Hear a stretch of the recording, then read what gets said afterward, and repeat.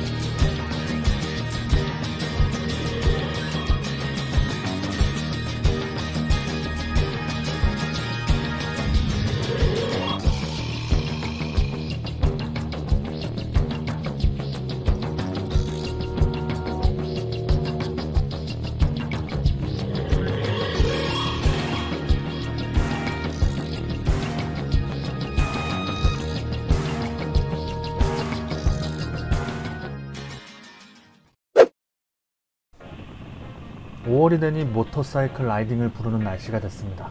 일하느라 화창한 날씨를 바라만 보다가 결심했죠. 하루 작심하고 느긋하게 타보기로 했습니다.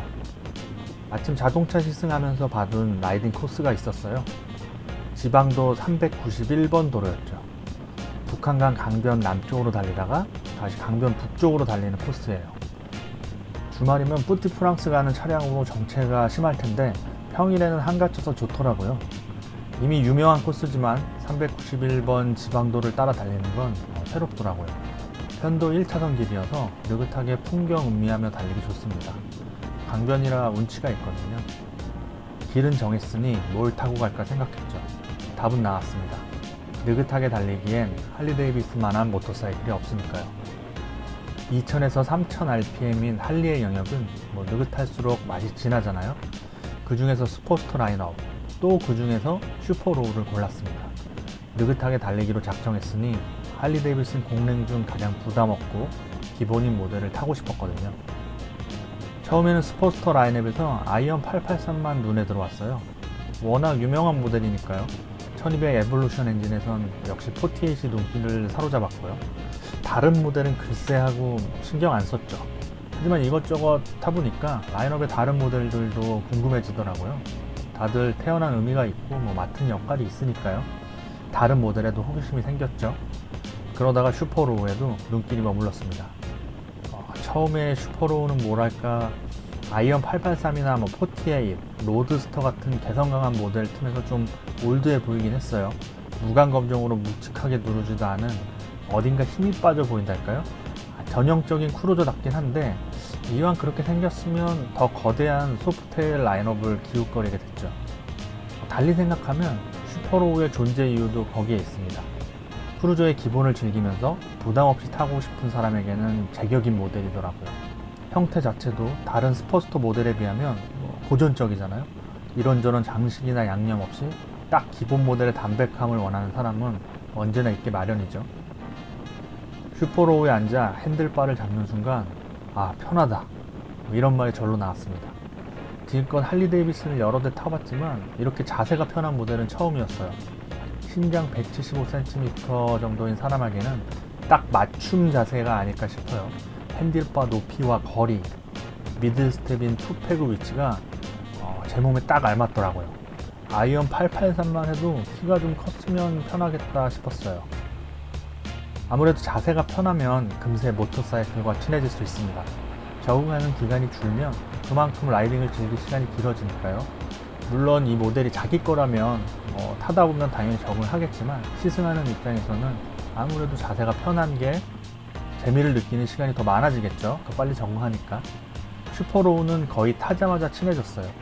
이래서 입문자들에게 적합한 할리 데이비슨인가 이렇게 생각했죠.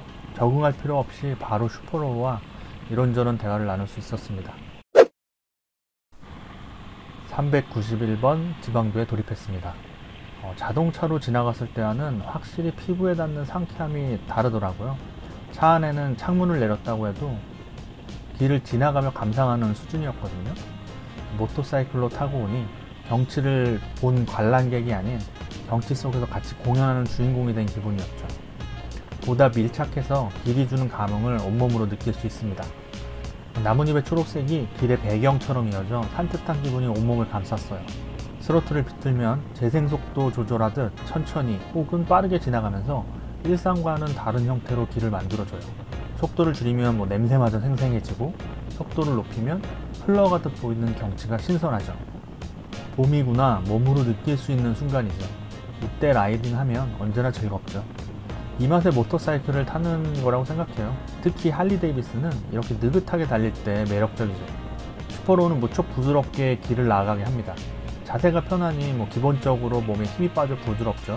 엔진 느낌이나 출력을 뽑아내는 반응도 부드러워요. 앞바퀴가 작은 점도 좀 영향을 미쳤겠죠. 다른 모델보다 부들부들한 감각이 꼭 자세 때문만은 아닌 듯해요. 순정인데도 약간 위로 솟은 핸들바가 적당히 당당하게 달리기도 합니다. 어차피 편도 1차선 지방도이기 때문에 빨리 달릴 필요가 없어요. 부드러우면서 다부진 느낌이 즐겁더라고요. 무게도 할리치고는 가벼운 편이니까 달리기 시작하면 은근히 민첩하기도 해요. 그러면서 다리 아래에서 883 에볼루션 엔진이 떨어대면 역시 할리 데이비슨을 타고 있다고 알려줍니다. 슈퍼로우든 아이언 883이든 엔진의 맛은 차이가 없으니까요. 자세가 편하니 군더더기 없는 동작으로 슈퍼로우를 부릴 수 있습니다. 장르가 어떻든 모터사이클이 몸에 착 붙으면 그만큼 달릴 때 즐겁죠. 쇳덩어리가 매끈하게 움직여주는 맛이 있습니다. 그래서인지 슈퍼로우를 찾는 사람이 꽤 많다고 해요. 상대적으로 부담은 적은데 전형적인 크루즈의 맛을 느끼게 해주니까요.